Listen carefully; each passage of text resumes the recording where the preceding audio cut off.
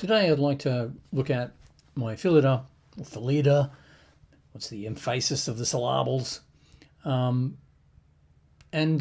just try and, show the differences between it and my Pagani design PD 1701, which I bought first because, I don't know, I'd never heard of the Phylida, and by accident on Chinese watches, Reddit, I actually found the Phylida existed and went, yeah, I really like that.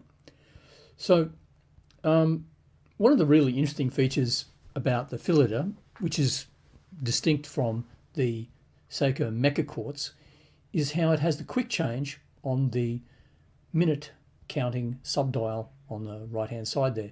So nothing's happened on the minute counter, it's still sitting at 0 or 30, and then bang, as it goes past that 12 o'clock marker, it clicks over to the next minute. That is really nice. That is a really sweet little feature that helps. Now, the other thing that I really like, having used the Mecha Quartz VK63, I think it is, for a little while now, is that there's visibility of the 30-second, 30-minute subdial is just so much better. So let's just change over and have a look at the Mecha Quartz for a moment.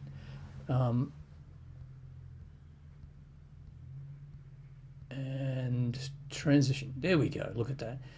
So you start it, and the subdial for the minute counting is over on the left hand side instead of the right, and you can see that it looks a lot smaller and a lot more crowded, and it's kind of, yeah, it's making its way over there gradually all the time, right? We're at the quarter, it's about a quarter of the way there. You might have noticed, if you start the video again, that I'll go back, the whole thing just wasn't exactly perfectly lined up. Now, while we're talking about lined up, flick your eyes every now and again over to the running seconds hand, which is down in the 6 o'clock position. Just see what I mean there about alignment. It's really hard to pick. I'll come back and talk to that again. So now, as we come up closer, we can see that we're into the minute. But again, like, we're already looking at this with quite some magnification. On your wrist, it's a lot harder to see. And if you don't have excellent vision, or you're myopic and you can put the watch really close to your eyes, so then when we sweep across, it actually lines up beautifully with that. That's good. That's not an issue. So why is it that it doesn't start that way? I don't know. And then have a look at that seconds hand there again at 6 o'clock. Like, if you just at a glance, it's really hard to know, is it 45 yet? Is it past 45? Is that, because that it's kind of frustrating and difficult. Let's kind of like have a closer look at that in a second. Just let me change the screen. Right, okay, yeah, here we go. So you can see there 40, and I think it was 40, whatever.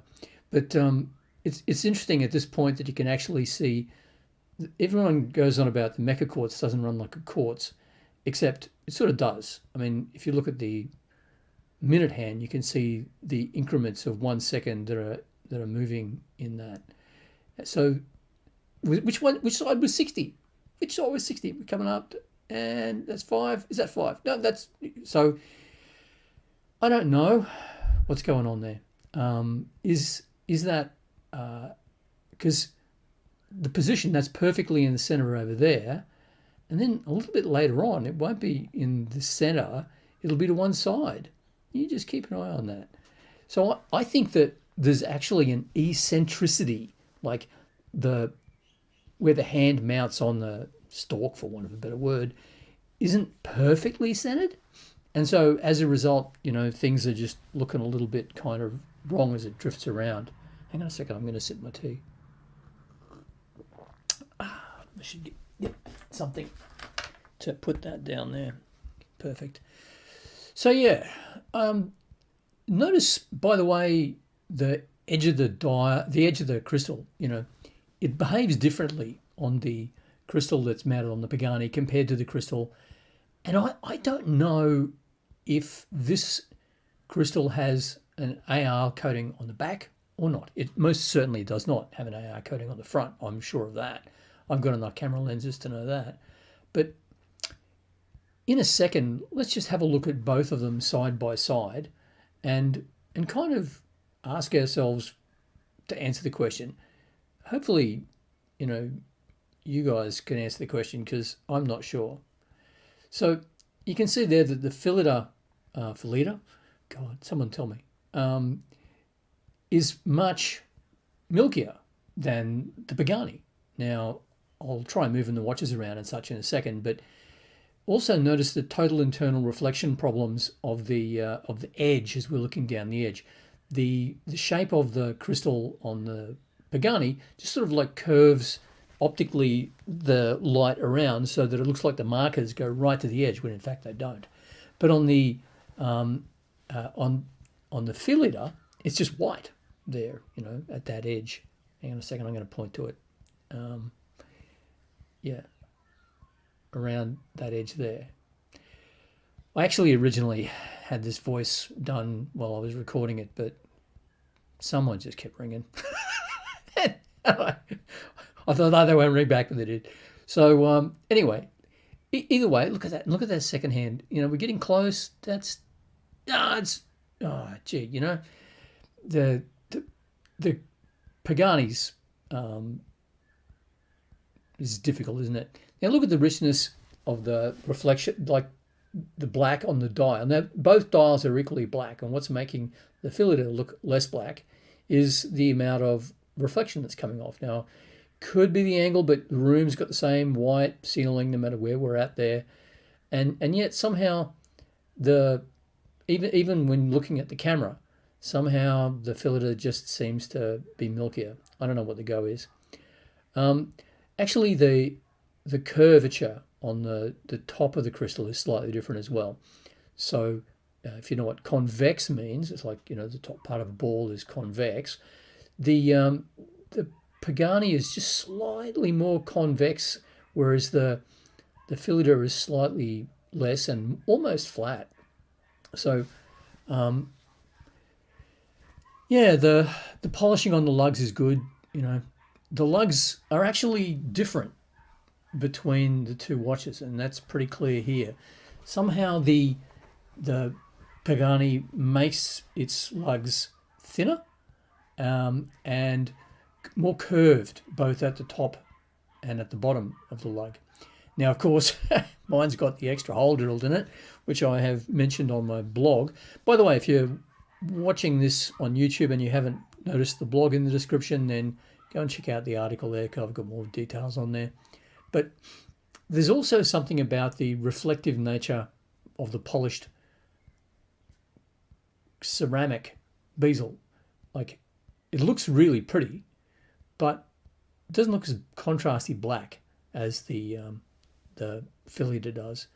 Now, the other thing you'll notice about the lugs here is that the Phylida lug is actually a little bit closer to your wrist. It's actually a little bit down, like it's about 0.5 millimeter closer to your wrist, which means that a strap is kind of more running over your wrist rather than tensioning down like you know, if you're tying a fridge down onto a back of a ute, you put one over the top, and that's an exaggerated example, but the closer a lug spring bar is to your wrist, the better it'll feel on your wrist.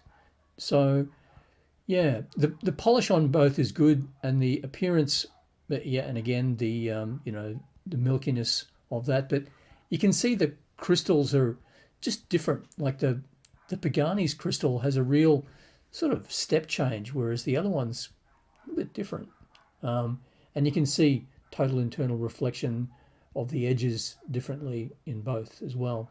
But definitely that Phylida's crystal is more milky. And as viewed from underneath, that extra curve really makes at least for me, the Pagani's sharper lugs, you know, press into you a little tiny bit more than one would like. The finishing, generally speaking, on the Pagani was bad. I actually had to go around all of those edges very carefully with carborundum paper because they were sharp. You know, especially, you know, the bit where you've got the end of the lugs. Of course, the mechanism looks great. You know, that's of course you wouldn't do that with the Pagani because it's a mecha court, so it doesn't have much on the back that's nice. But notice there the bezel, right? Let's have a look at the bezel. Yeah, I mean, how much more of a, you know, an expanding cone up looks kind of weird on the one on the right, which is the Phylida, whereas the Pagani's is kind of more neatly divided. Like half of the thickness is just cylindrical and the other half is angled back down. And you could probably see there as well in that sharp edge, that corner almost, that the Pagani on the left has as that angle changes, whereas the dome on the Phylida, I keep struggling with that name, is a lot more smooth, and it's definitely flatter. Now, in a minute, I'm going to grab a bit of something black and jam behind it to actually sort of give a bit better contrast on the back of the Phylida. I'm looking at it going, no, that's not working. What'll work? I know, I'll grab that and stick that there. There we go. That's giving us a black background. And you can see the gentle curve is more continuous where there's a distinct step on the Pagani. Now, have a look also at the back of the case that you can see in here and where the pushers are, and just notice how on the Pagani it's quite rough in there, and on the Phylida it's still nicely polished. So there's a lot better case finishing on this. So I like the fact that the lugs are lower. I like the fact that the strap sits closer to my skin, so it actually doesn't have as much mechanical advantage to be pulling the watch onto my arm. So I'm wearing a leather NATO with the Phylida on while I'm talking at the moment, and it feels really comfortable. Now, it's worth mentioning at this point that the Phylida is actually about 10 or 12% heavier. Like the Phylida weighs, no spring bars, 76.8 grams, whereas the Pagani weighs 65. But anyway, no review of these watches will be really well done without some strange sticks coming in the middle to talk about the lugs, because this voice is out of sync with what I was saying. But let's kind of move over and have a look at the back of the Phylida and admire that movement before we finish up. Now, God, isn't that movement beautiful? I mean, okay, sure, you know, Lange Sonne, better finished. It's a bit agricultural in some ways, but that's really a sweet movement in so many ways. So you can see when I press the pusher, you can't hear that clunk. That it's actually got a really nice, distinct sound to it. Let me just push mine now while I'm not on the mic. So that was starting it and stopping it, and resetting's a lot more subtle. And you can actually feel something when you reset it that's not a clunk. It just pushes things back, and then it's just a nice movement. And just watching the balance wheel spring back and forwards, it's just mesmerizing almost, isn't it? Anyway, I think that's probably enough rubbish from me. So I hope you have found this valuable, and I hope that in some ways it brings value to your watch.